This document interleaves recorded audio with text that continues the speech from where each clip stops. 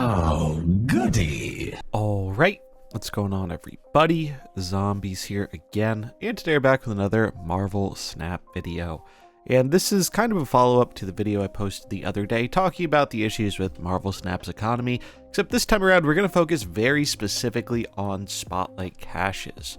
Kind of what made this system come about, what it was trying to do, and why it has ultimately not really done the long-term job of presenting a more enjoyable and sustainable economy for Marvel Snap going into the future. If you're someone who's never really dived into the specifics, I think you'll find some interesting stuff here about why Spotlights were viewed much more positively at their release and why they are not viewed so positively anymore just a year and a half later. But in order to understand Spotlights, we need to understand what predated them to get a clearer picture on why Spotlights were needed as a method of acquisition change from the initial acquisition methods we had after the game launched in late 2022.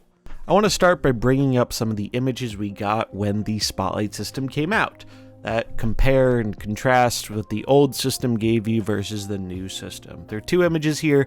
The first one here is for free-to-play and Series 3 incomplete players. And when you look at this on the surface, it seems like you're getting a lot more stuff, right? Under the old system, players got one Series 4 card a month, which was opened naturally through the track. If you don't know, the boxes on the track used to be able to have Series 4 and Series 5 cards.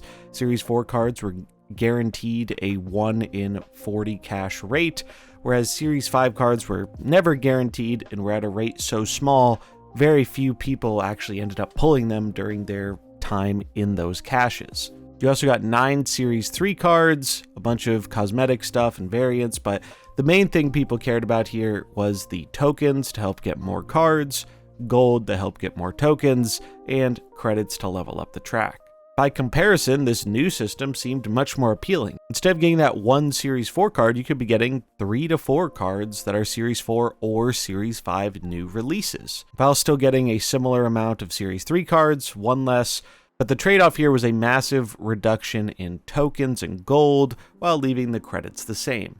Ultimately, what this system aimed to do was it traded agency for more cards, and at the time, because players felt like they couldn't meaningfully engage with, 3/4 of the new releases in a month, people were okay with that. People thought that, hey, maybe I won't necessarily have quite as easy agency over getting the specific card I want under this new system, but if I'm getting more cards in total and that gives me more options, that's not the worst thing in the world. And then here we can see a comparison for all of the players who were Series 3 complete at the time. It had a roughly 50% progression rate through Series 4 and 5 cards.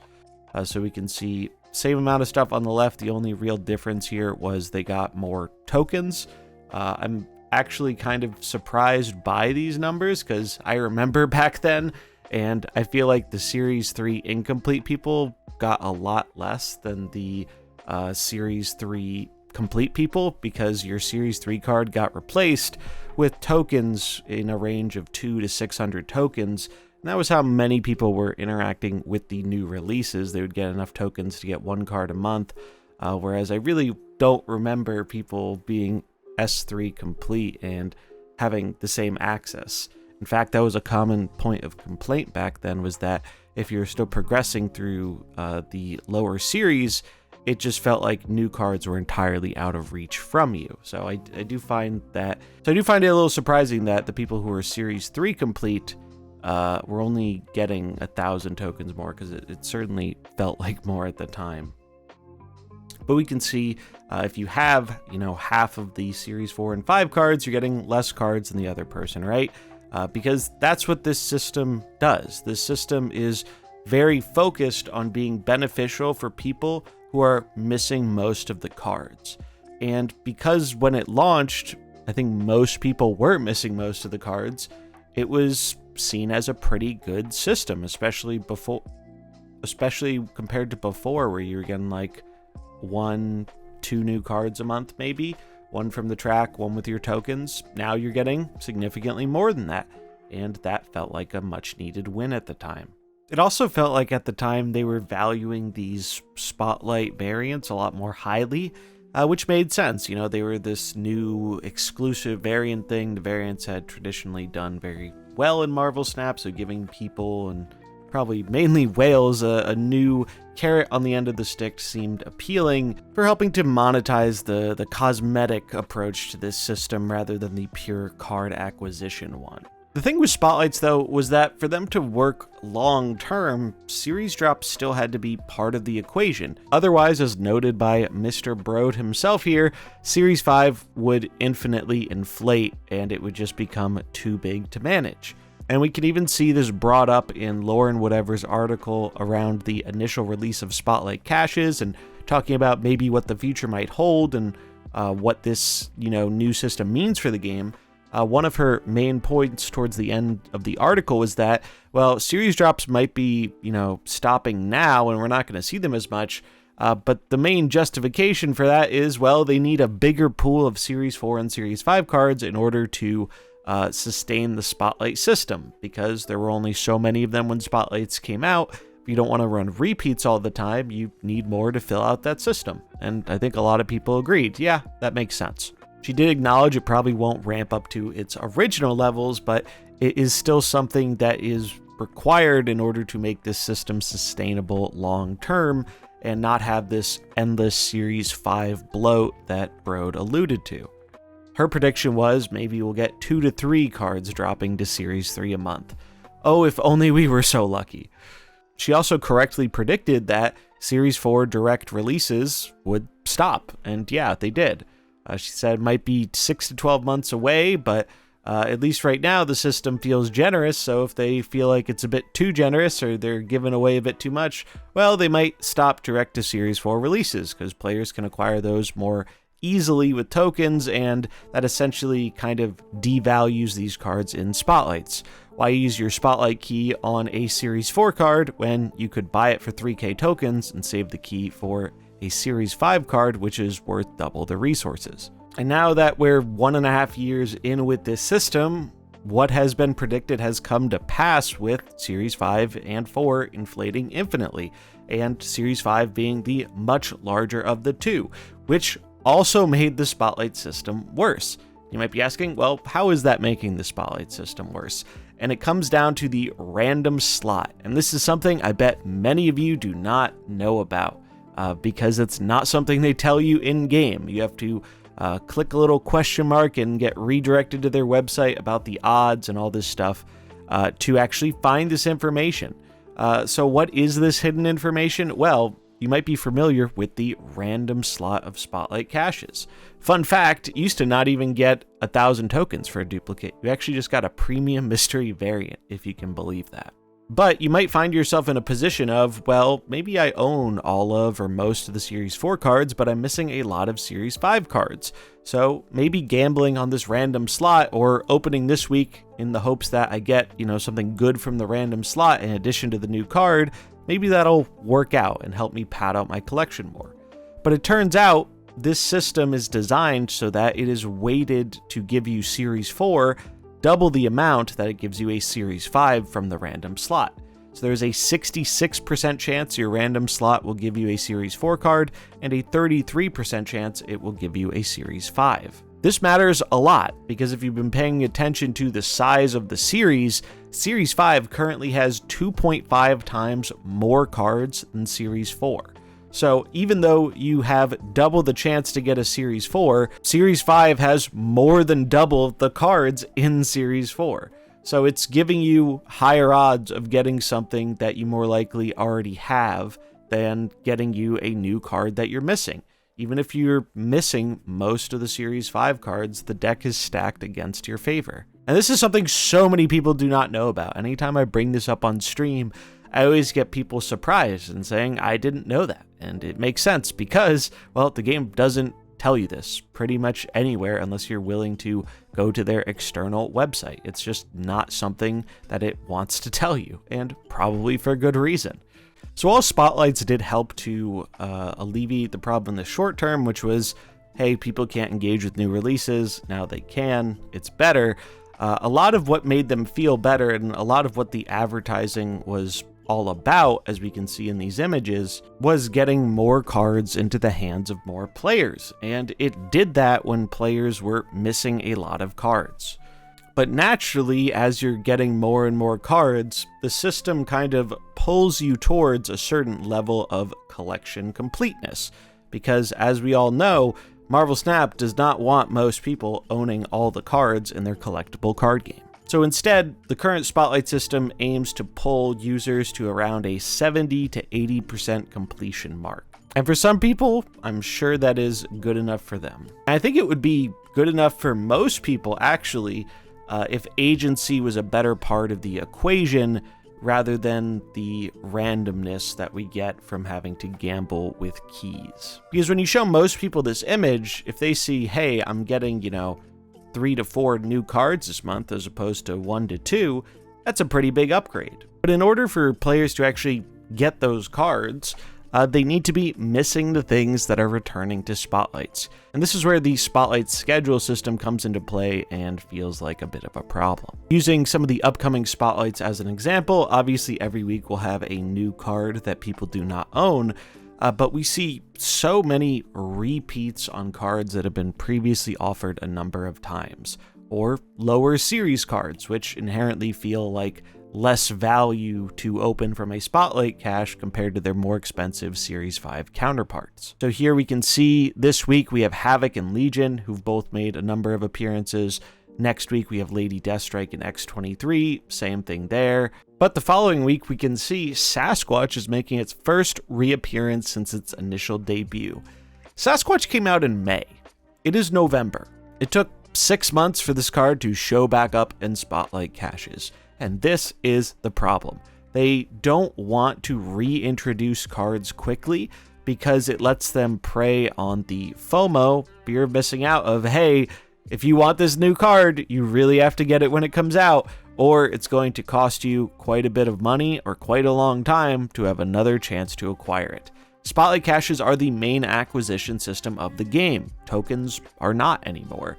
You still get some here or there, but it takes months on months to get enough tokens to actually purchase a Series 5 card of your choosing. So when the main acquisition method is you being left to whatever schedule they decide to cook up, and that schedule results in cards not making a reappearance for at least 6 months, that doesn't work out super well. Because what ends up happening is players acquire a good amount of the older cards, like the ones we're talking about before, in Havoc and Legion and Deathstrike and so on.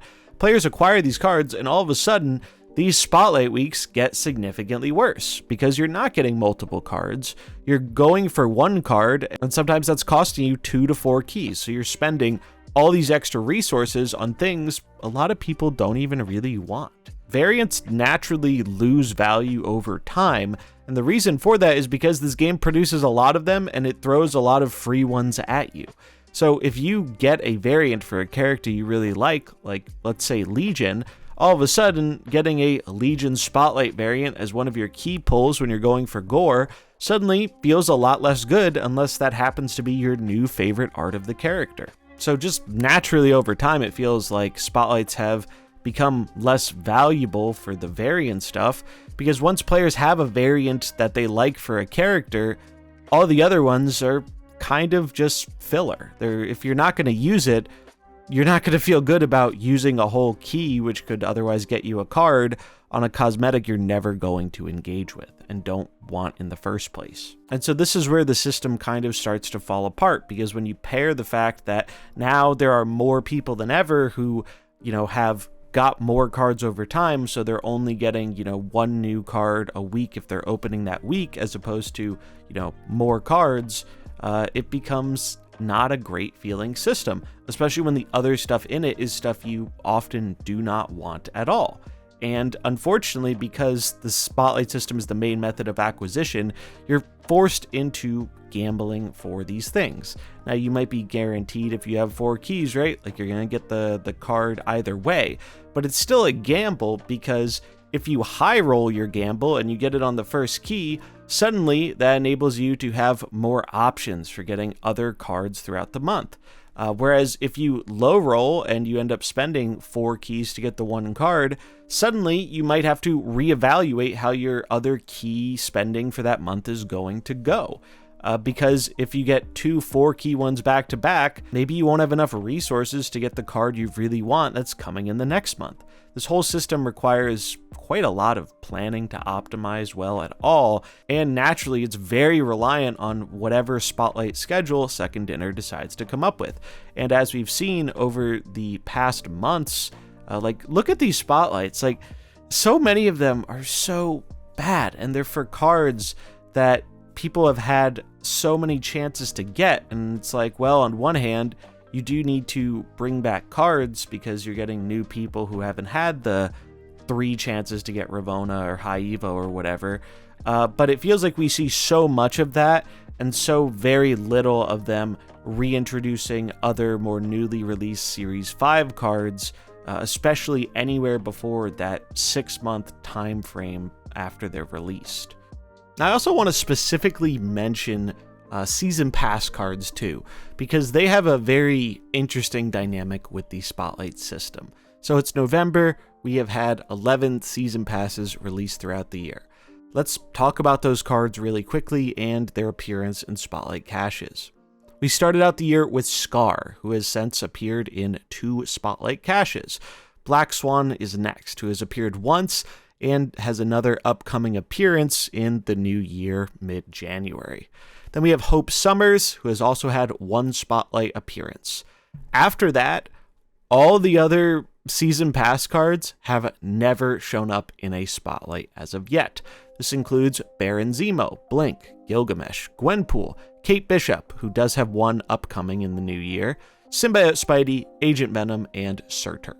Obviously, some of those are more recent, so it's not super surprising, but the fact that we have cards that were coming out in, the first and second quarter of this year that have still never made a return to Spotlight caches has got to feel really, really bad if you're someone who is not engaging with the Season Pass regularly. Because if the Spotlight acquisition is how most players are supposed to get their cards, when you don't provide people any opportunity to get a bunch of these powerful, sometimes meta-defining cards, it feels really bad for those free-to-play players. And again, this is something that they could very easily change. This is something that they could adjust. Like, no one is setting this schedule in stone. It doesn't necessarily have to be the way that it is with all these repeats, but unfortunately, it doesn't seem like that is changing. It seems like that is how they want to do the system because they feel they need that level of FOMO to get people to actually buy the card on release rather than waiting for further down the line when they have another opportunity. And because it can take so long to acquire specific cards, like let's use Kate Bishop as an example here.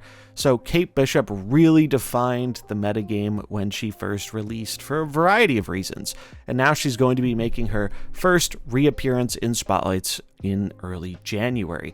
And that's great. It's nice to see this card coming back, and there are cards paired alongside it which support it, which is one of the rare, I think, benefits of caches at times is if you're a newer player missing a lot of cards, when you can get 3 cards that happen to have synergy together, that feels pretty good. But also, if you're someone who found Kate super duper appealing and wanted to play a bunch of her decks when she came out, you might notice that in 2025, when this card actually returns, it's a little bit different than when she initially came out because the metagame is very, very different.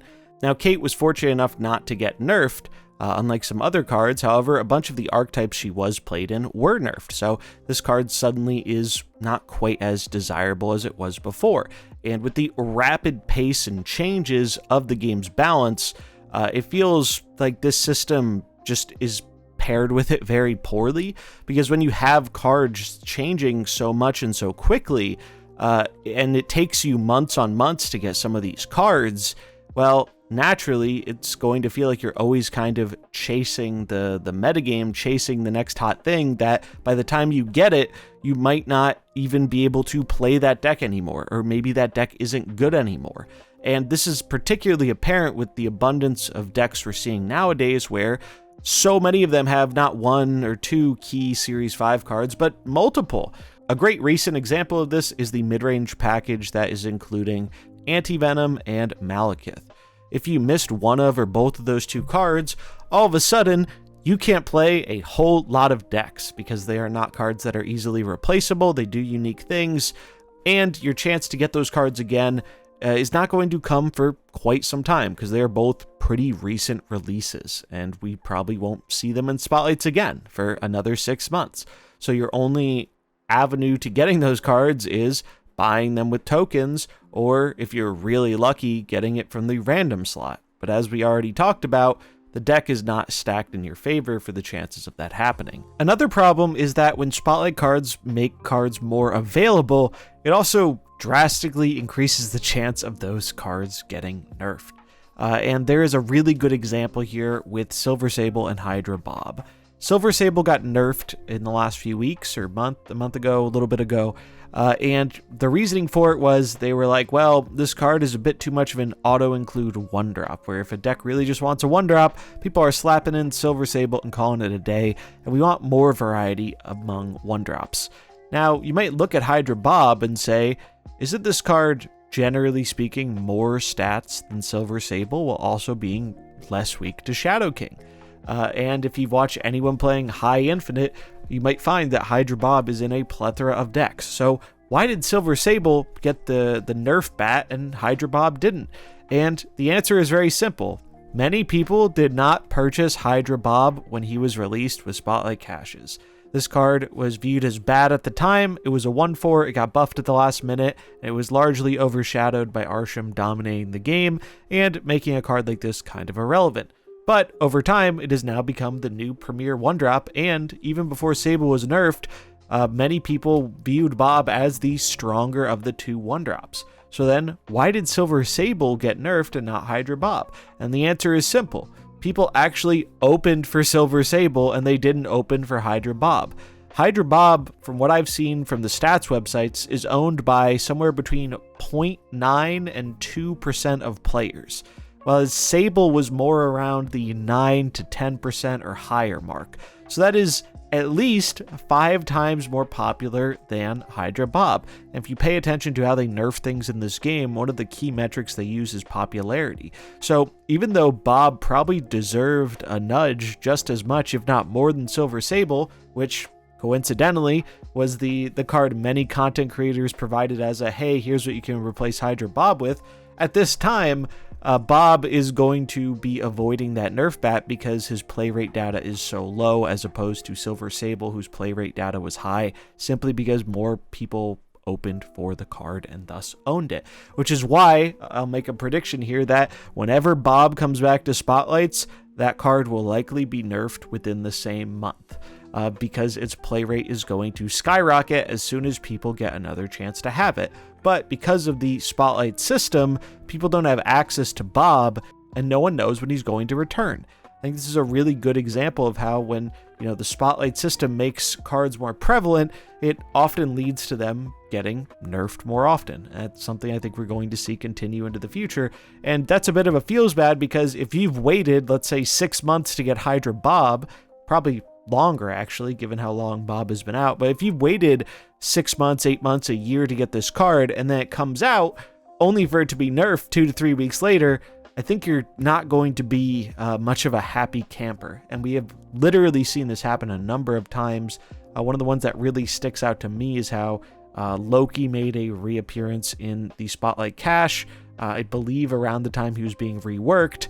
And then, they overshot on the rework, so they nerfed him into the ground a few weeks later because his popularity was too high, and suddenly a lot of the people who used their resources on Loki weren't feeling too good about it. And so now with the recent announcement of the series drops, Spotlights just feel worse than they ever have for the dedicated portion of the community that has gotten to that 70 to 80% completion point and is now finding it very challenging to engage with many of the new releases that might be appealing to them, because the system is designed to drain your resources so that you want to swipe the credit card and get more of them when you run out. That's the whole point of Spotlight caches being able to cost you 4 keys on a week where you might only want one of the 4 things. And it's so sad because over time, I've gotten to watch this happen in real time, seeing people who are enjoying the system and benefiting from it, and they feel like it's this great thing, and then they come back 6 months to a year later, and it's like, oh wow, I hate the system. It feels really bad. I got 2 or 3 weeks back to back that cost me 4 keys, and that drained all my resources. And I got a bunch of stuff I didn't even want and only got 3 cards out of it for those 12 keys. And that feels absolutely terrible. And then series drops aren't really helping the problem because Second Dinner has been very transparent about the fact that they want to keep the more powerful, more sought after cards in the higher series indefinitely. Like, Jeff was a great example of that. Jeff used to be played in every deck. He was a mainstay Series 5 card. He's not played as much anymore nowadays, but even Jeff is a card that still isn't dropping because they're likely saying, hey, why make this card cheaper when we can still charge full price for it? We don't have to drop anything. And the cards they do drop tend to be a bit more niche in what they can accomplish and lower on the power level scale. Which is evident by looking at so many of the cards here. Some of these are pretty decent cards, but a lot of them are really seeing little to no play, like Jean Grey and Snowguard, Valentina, Fastos. And the cards that do see a little bit of play definitely feel very middling. You really don't see too many cards that are like the star of their deck or the defining piece of their deck being dropped here, because why sell those as Series 4s when you could sell them as Series 5s? And on top of that, this series drop ends up hurting the value of some of the upcoming Spotlight weeks, right? Where a lot of these cards are reappearing. And so with them only being 3,000 token Series 4 cards, there's something you were more easily able to pick up with tokens or maybe get out of that weighted random slot. So getting them as a dedicated slot in the cache now makes them less sought after than their other more powerful Series 5 counterparts.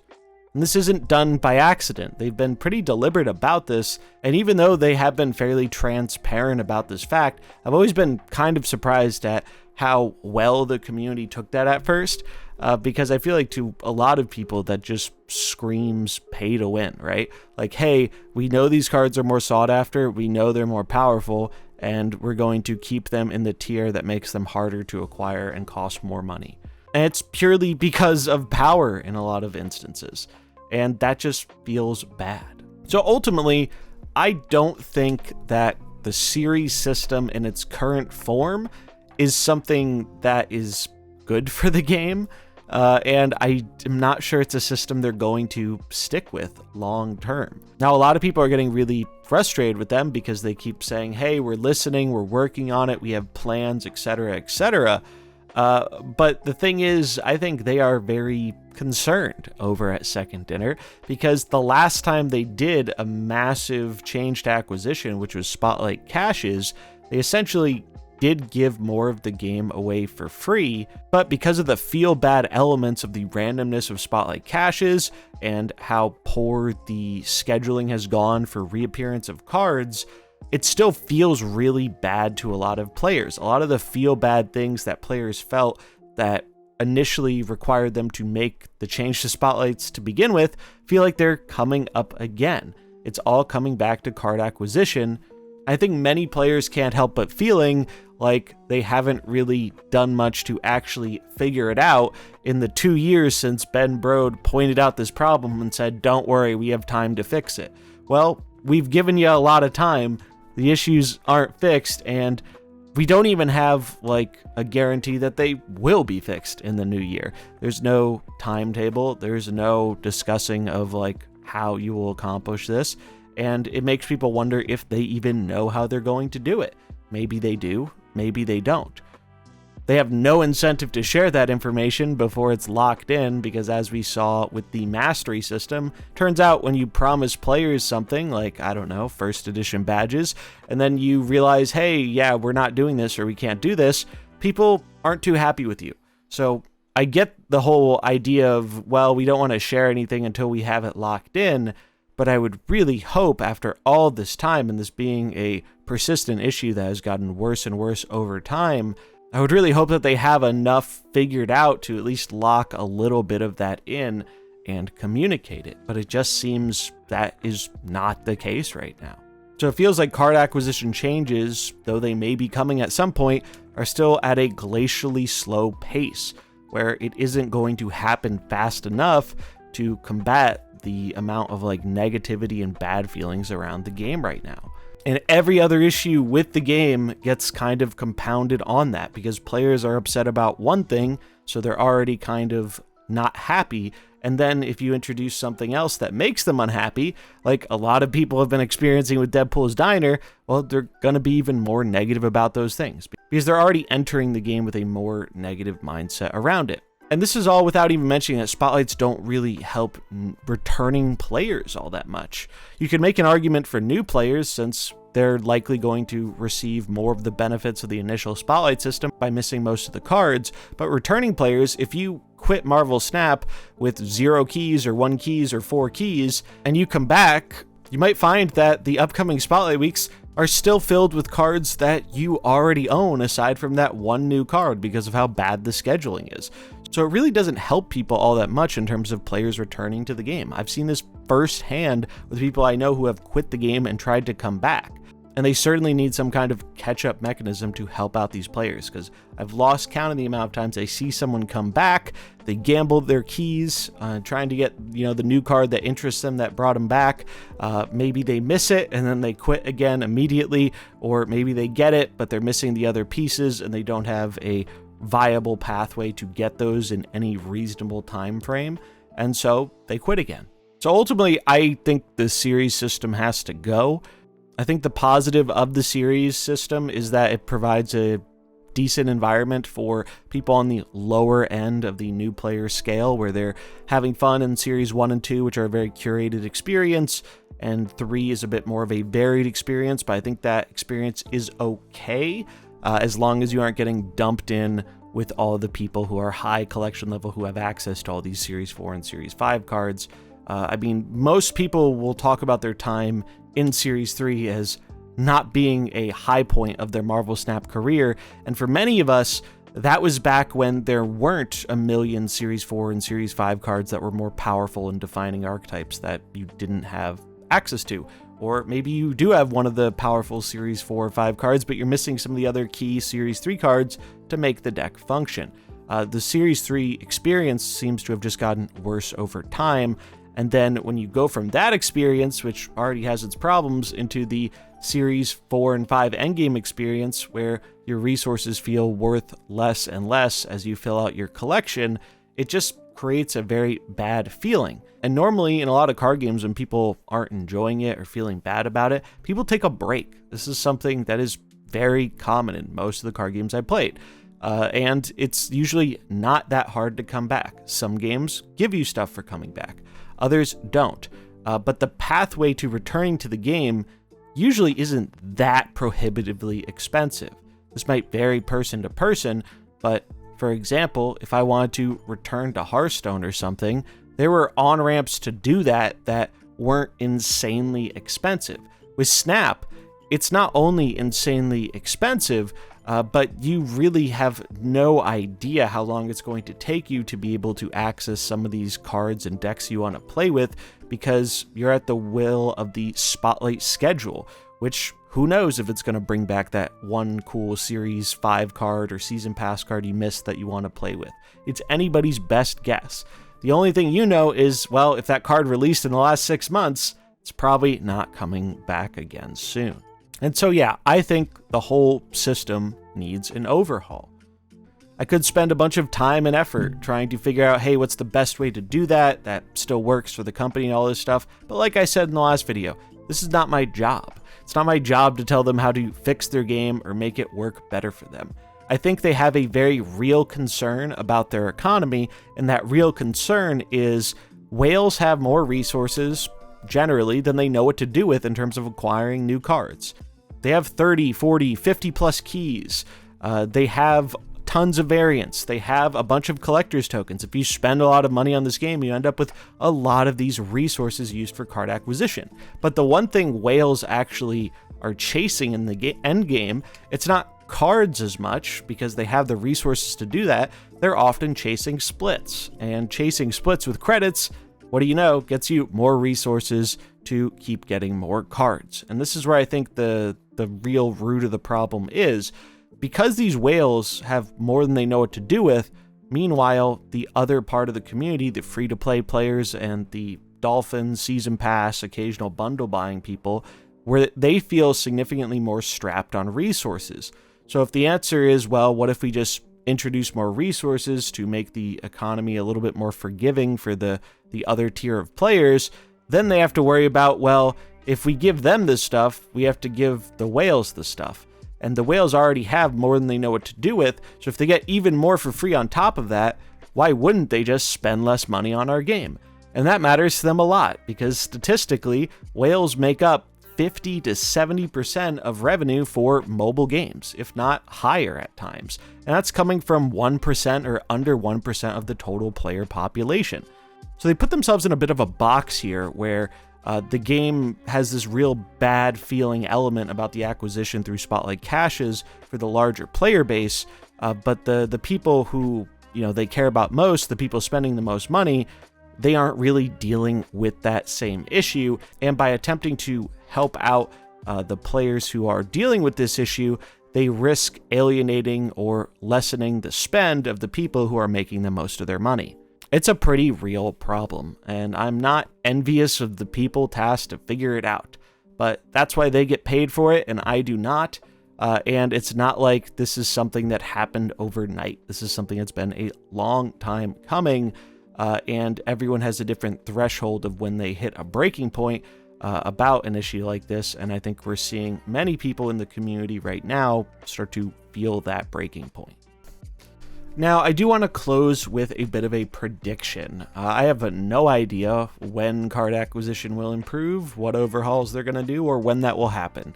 Going off of so many of the things they've said in the past about how the economy is being balanced by a thread, and the poor indie company really can't afford to give out more resources, even though they're making millions of dollars. The way they talk about it, it feels like their game is on life support in terms of being sustained, which is something a lot of people have a harder time believing given the amount of money they're making, even when you factor in things like costs for the storefronts, costs for the Marvel IP, salary, etc. My prediction is that the new system is not going to meaningfully give people more cards. I think they're already giving away most of the cards they feel they can afford to give away under the current system. But what I think the goal is going to be for them is to find a way to rearrange their system so it eliminates the feel bads more that we talked about with like having to spend 4 keys to get 1 card. So I think they're going to aim for a system that tries to not give you more stuff, but lower or eliminate the feel bad moments that Spotlight caches have, because those are the things that I think are really sticking with people and making them upset about acquisition. And the easy way to do that is just to reintroduce agency. Before, at the very beginning, the problem wasn't that people didn't have agency, it's that they couldn't meaningfully engage with most of the new cards. Now people can engage with more of the new cards more easily than they could in the past, but that came at the expense of agency. So to me, the answer is simple. You need to give people more agency again. And that's what people liked about collector's tokens that they do not like about spotlights. Will they do that, or how do they do that and find a way to make it work while balancing their books? I don't know. Hopefully we'll find out. But that's my prediction. I don't think they're going to actually make the economy super more generous or anything. I think they're just going to try and find a way to make it feel less bad. And who knows? Maybe that will be enough for people. It's hard to say until we see it, but that's my prediction. And that's going to wrap up our discussion about Spotlight caches. So I hope this video provided some useful information. I had a fun time breaking it down. And I think it's interesting to see how a system that was highly praised upon its release has kind of soured over time because they didn't do the things that were necessary to keep it sustainable for the long term. And it makes you wonder, hey, whenever we get this new system, are they going to be looking at it a bit more from the future so they don't end up having this exact same problem a year or 2 years after the new acquisition system drops, if the game is even around that long. So yeah, I hope you found it interesting, maybe you learned something new, and let me know what you think about the Spotlight cash system in the comments below. But that's going to wrap it up for this one. I hope you enjoyed it. If you did, remember to like and subscribe, and I'll catch you in the next one. Peace.